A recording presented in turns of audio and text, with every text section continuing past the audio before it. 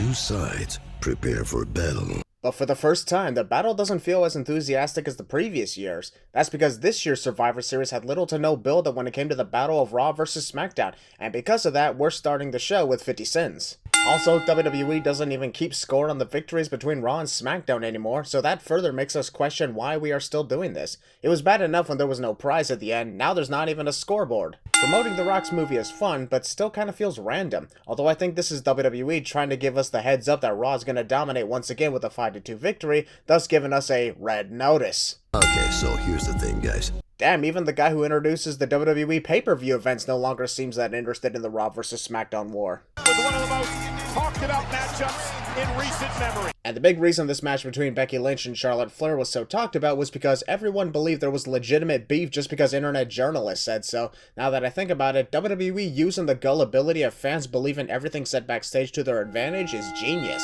13-time. Boy, that's a little awkward, hearing Michael Cole shout 13-time women's champion for Charlotte Flair while it shows only 12 of her reigns. And where her NXT women's title reigns? She's actually a 15-time champion. It counts.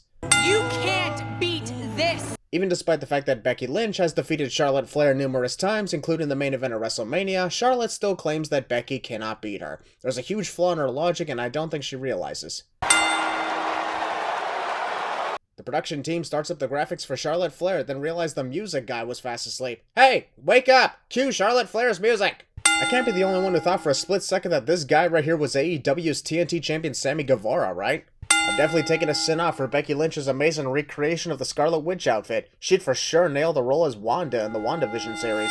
Have to accept the fact that early here, they are going to want to And another sinner move because we are starting things off fast and furious between these two rivals and it really boosts the excitement. play center tonight. And look at Doesn't this technically qualify as Becky Lynch tapping out considering her hand is tapping on the canvas multiple times? So shouldn't the match be over right now? She wasn't on the ropes, so I don't see a reason why the submitting is not legal. Charlotte so well. Charlotte. That one moment when you realize that Charlotte getting shoved off the top rope to the floor was going to be more impressive than her actually connecting a moonsault. Right in front of the Mets fan, that man knows misery. God damn it, Pat McAfee is the best. He deserves 3 sins removed for that comment alone. Looks like I don't need to take jabs at sports team anymore because Pat has it covered. Thanks, bro. 15,000. Michael Cole is going through how many people are watching, how many people are in attendance, where we're located, and I wouldn't be surprised if he revealed how many orgasms he secretly had to The Miz earlier today. Oh wait, this is in 2011. 15,000. 15,000. Michael literally says that 15,000 fans are in attendance twice in the last 10 seconds. Twice! Boots, and now Becky said it. Becky Lynch had to wait for nearly 3 seconds before Charlotte Flair realized she was supposed to counter the Beck-sploder. Poor timing on the part of Charlotte to say that line right after she was about to pin Becky, but then changed her mind to gloat instead. My opinion on Charlotte faces. Charlotte faces. Run away, Beck! She's not running away, you idiot. Becky's clearly pulling herself back up on the ropes. The show just started. Don't make me facepalm into oblivion. You mentioned salt in the wound. Becky Lynch can't even lock in the figure 4 leg lock properly. There's literally no submission locked in, yet Charlotte reacts as if she's in pain. That botch was so bad I'm putting in a double sin. Over 15,000. I swear to fucking God, if I hear Michael Cole mention how there are 15,000 fans in attendance one more time, I'm adding 100 sins. I'm actually starting to think that's not even the real number of fans in attendance at all. Welcome to Friday night. It's Sunday, Pat. Honestly, if the commentary team was just Corey Graves and Pat McAfee, this would be the most entertaining night ever with comments like that. What a duo. And it's Charlotte Flair with a As always, Charlotte gets further and further away from her opponent with every moonsault she attempts. and now a disarm. Well, at least one of these wrestlers know how to lock in their opponent's submission finisher properly. Also, Becky right infringement. Becky's got the ropes. Becky's got the ropes. With how many times Becky Lynch grabs the ropes to win her matches, I'm just waiting for someone to challenge her to a match with no ropes surrounding the ring. Kinda like Raw Underground, which everybody has completely forgotten about by now. The men's 5-on-5. The sad part about this is the participants for this match were announced via Twitter only to have several members removed completely, which made it further pointless. Out of all the Raw vs SmackDown wars at Survivor Series, 2021 was definitely the worst. 2018 may have been a clean sweep, but at least it had proper build-up. Also, I'm not kidding, nearly 15 whole minutes of entrances. They should really go back to having a team enter to their show's theme song to save time because my god, that was way too long. Another build-up flaw. Dominic Mysterio was kicked out of Team Raw due to the fact that he was the only member of the group who wasn't a former world champion. But all of a sudden, Rey Mysterio was also kicked off the team because Adam Pearce likes Austin Theory? At least Dominic won a title of sorts while Austin is still struggling to do anything around here. Seems like Seth Rollins' fluffy coats gets bigger and bigger with every pay-per-view he competes at. What's next, an exact replica of Cruella DeVille's outfit at WrestleMania? Anyone else get hilarious flashbacks to the Hardy Boys returning at WrestleMania 33 upon seeing King Woods dancing along with Jeff Hardy? Hard to believe that epic comeback was almost 5 years ago. Oh yeah, he's got pyro. I feel like I'm going to be removing sins for Pat McAfee's funny commentary all night long. His not-so-impressed reaction to Happy Corbin's pyrotechnics was golden. Ratings can't be the only thing that you talk about. Sadly, ratings is the only thing that wrestling fans care about these days, and that makes them annoying little pricks who don't care what happens in the shows, so long as they can measure dicks in an imaginary war at the end of the day. Winner of Survivor Series 2021 to bring you, oh my god, Survivor Series 2020? This is the second year in a row somebody does this. Even the wrestlers are starting not to care about these matches anymore. Wise strategy here. Happy Corbin looked to get tagged in. King Woods literally tells him to tag himself in. Happy does nothing, prompted Drew McIntyre to get involved to get rid of the awkwardness. Too late. Happy Corbin right. After that awkward tag exchange earlier, Happy Corbin makes sure to tag in King Woods on both occasions when he's the legal man, ignoring his other teammates in the process. Madcap Moss just said. I don't know what Madcap Moss just said, but I do know that Pat McAfee just said Madcap Nosh. He just called him food.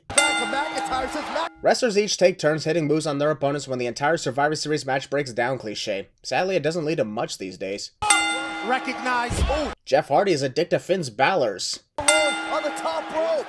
I can understand if Finn Balor and Seth Rollins don't counter the Whisper in the win in time, but what's honestly stopping either Bobby Lashley or Austin Theory from preventing Jeff Hardy hitting it? A simple shove is all they need. The cover, Finn Balor's not counting. Well, of course Finn Balor is not counting. He's not a referee. Hell, he's not even the legal competitor, something that Jeff Hardy also forgot. There's so many competitors in the ring at once, I'm surprised the referee hasn't thrown the match away due to much illegal activity.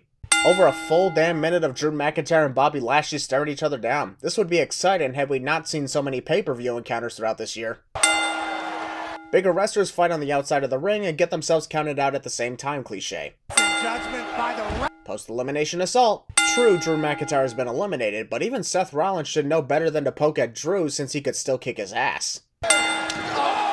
Technically, this qualifies as outside interference attacking a legal wrestler in a match, so why hasn't Sheamus been disqualified from Team SmackDown, since he's the legal wrestler following Drew's elimination? What is going on here? by Sheamus. That bro kick didn't even look like it connected with the full force. Notice Sheamus' leg didn't reach Finn's face in time? Alright, that was funny and creative to see. Here's another sin removed. Shoulders down. Honestly, Sheamus could have easily kicked out of this roll-up by simply moving his right arm to the left, putting the shoulder up. Sure, Austin Theory was grasping Sheamus' trunks, but it wasn't fully locked in enough to be a believable end to Sheamus. And because of that, Team Raw should have automatically won via disqualification, since Sheamus is not legally in this match anymore and attacked the legal competitor. This moment was actually pretty cool when you think about this fact. This is literally the first time that Jeff Hardy and Seth Rollins went one-on-one in any form, and the final moments of this Survivor Series match was exciting. Vince McMahon had to gesture to the wrestlers so they could cheer for the gold egg from Red Notice, otherwise nobody would have any idea how to react to it. Also, the entire existence of this golden egg situation just to promote The Rock's movie adds another 20 sins due to the stupidity of it. Vince McMahon brought in the freaking tribal chief into his office just to brag about the worth of the golden egg, as if Roman Reigns, like the rest of us, even gives a shit about it. This is worth $100 million. Cool, maybe you should sell it, then the rest of the roster wouldn't have to worry about being future Endeavor due to budget cuts. 15,000. I warned you, Michael. They're certainly capable of. This always never made sense to me. Why do you have almost every wrestler in Battle Royals already in the ring, but the last 3 to 4 competitors have their own entrance? Where's the sense in that?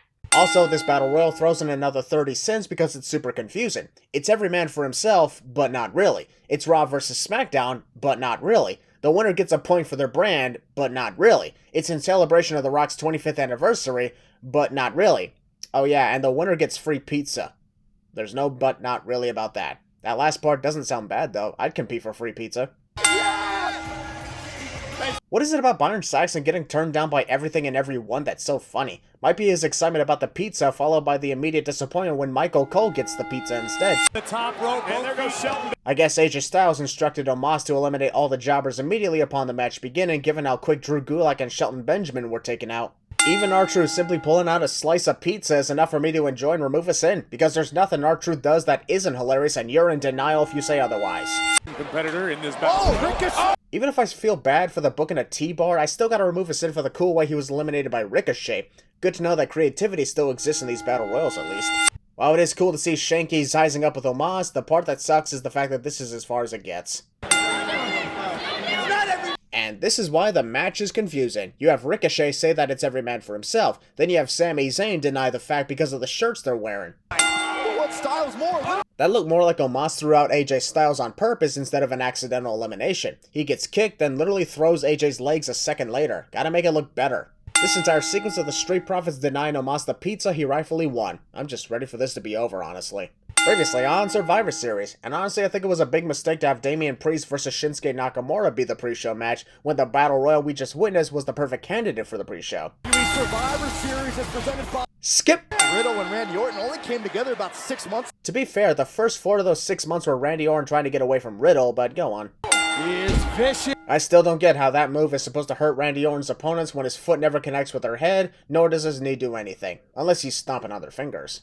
Boy, this is a weird scene to look at. You got Randy playing the I crushed your face using my fingers game to the Usos hugging each other outside the ring, while Riddle poses like Randy Orton on the other side. Jey Uso's first singles match was against Randy Orton. Moments ago, the commentator stated that Randy Orton was Jey Uso's first singles opponent all the way back in 2010. 11 years later, looks like Jey still hasn't realized that stalling for time against Randy is the dumbest thing he could ever do. Display. All due respect to the guy holding the "We miss you Triple H" sign, and personally I'm praying for his full recovery, you're kinda blocking the view of the fans by going back and forth on the floor like that. Tag team wrestling. Let's be thankful that Vince McMahon is too busy awing over his golden egg that he missed Pat McAfee saying the word wrestling. Or anything. I don't know what the Usos are trying to signal here, but it seems like they're asking me to give one sin for no reason. So I'm gonna grant their wish and give this event a sin for no reason.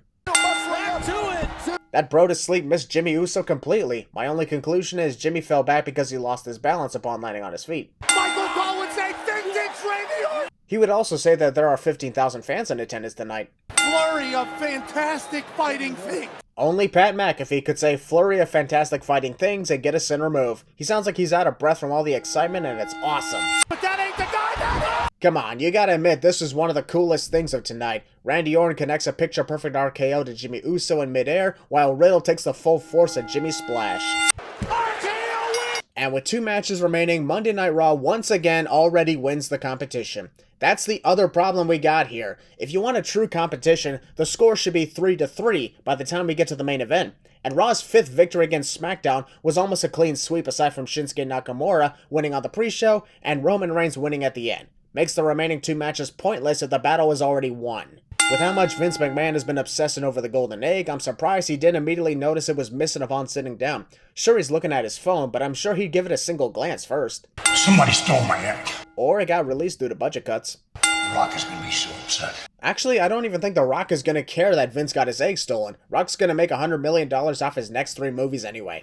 Is the women's 5. Raw's already won, so what's the point anymore? Shame I can't just simply call it a night after that victory. And then the CGI chains accidentally dropped the CGI Rhea Ripley name, CGI killing everyone below it. With CGI. Also, feels weird that Rhea Ripley was selected for Team Raw, but her tag team champion partner Nikki ASH was not selected. I'm a fan of Toni Storm, but unlike the Mysterios on the men's side, the reason for Aaliyah being removed from Team SmackDown made absolutely 0 sense. She wins a tag team match for her team, but gets booted off anyway. Oh, Michael, say it! It's boss time! Fuck you! Why didn't Carmella simply put on her Michael Myers looking mask before the match even started if she's that concerned about it? There's so many sins on the counter right now. Go! Come on, eliminated! The first 2 minutes of this match were wasted on Carmella wanting to put her mask on, then changing her mind, to changing her mind again, to getting pinned. And there's still over 20 minutes left of this match. Ah, shit. What do you bet Shotzi quickly tagged herself in to make sure the Sasha stands wouldn't go psycho on Twitter if she lost to Bianca Belair again? I don't know a great deal about Shotzi. If you can hear it, there are fans doing random chants in the way throughout this match. Shout out to a friend of mine who was attending the show and pointed out that fact. Just goes to show that the fans stopped caring once Raw won the entire competition. And live now. Oh. Whatever the hell that was supposed to be. With the feet. Alright, Rhea Ripley caught Shayna Baszler's foot when she attempted to break her arm. Now, how about Rhea actually does something instead of taunting her? Banks just circumnavigated the whole... Even Shotzi is basically saying SmackDown already lost the war no matter what we do, so why bother? Stop doing that all the time! Now hooks both legs. WWE realized the fans were chanting names like CM Punk and had each wrestler get eliminated quickly so that we could be done with this. Top rope.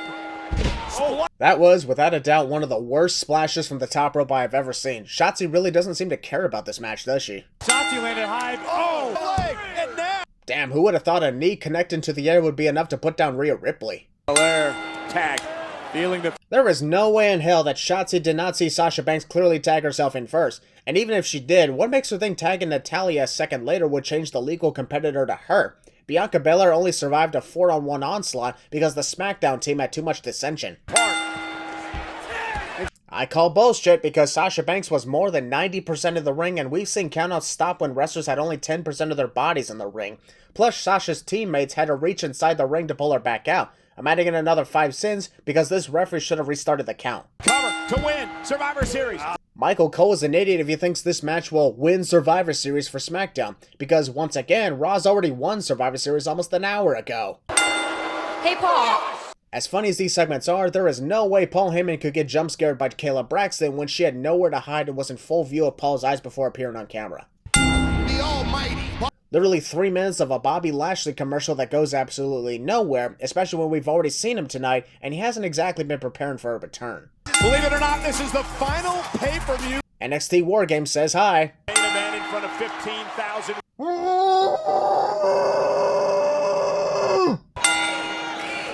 Come on, guys, I've already screamed my lungs out into my pillow once. If I do it again, I'll be forced to take another 2-month absence, and then my fans definitely will be pissed off. They started very similarly.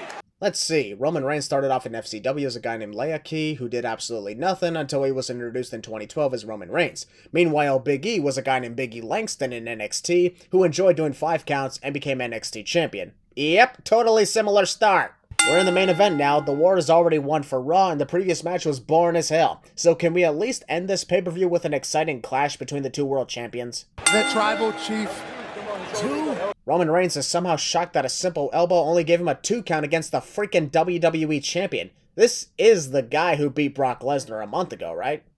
Shut your mouth. I'll come out there and smack your face. But first, I'll make sure to put a mask on before going out to smash your faces. And also, Roman is hinting at something that sounds far more entertaining than what we are watching right now.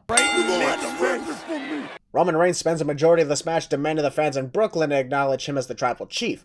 Dude, I've acknowledged you over a year ago, but you still ain't free from sin. No offense to the New Day, but I really think Big E should be standing on his own as his own man while WWE champion. He may not be on the same brand as Kofi Kingston and King Woods, but he should veer Mahan away from New Day references until he at least loses the title. As funny as Pat McAfee is in the background, is he seriously praising Big E, who is representing Monday Night Raw at Survivor Series? Shouldn't he be concerned about SmackDown's Roman Reigns possibly losing this match? And now it's Roman Reigns. I wish I was kidding, but I'm not. Roman Reigns connecting the Rock bottom was somehow enough to piss off the entire IWC because the Rock himself did not show up afterwards to confront him. Oh, yes. Okay, that is actually bone-chilling when Big E gets back to his feet after 3 Superman punches to glare at Roman Reigns when Roman's done signaling for the spear. What a moment. Big E for the win. No matter how many times I've seen this sequence, it still feels weird that wrestlers always have ring awareness, except when their opponents are beside the ropes. Then the instinct of hook the appendages inside the ring so the outer appendages can reach the ropes kick in. Roman Reigns wins. Moments like this, when Roman Reigns wins matches without interferences from Paul Heyman or the Usos, makes you question why he doesn't do it all the time. He's more than capable.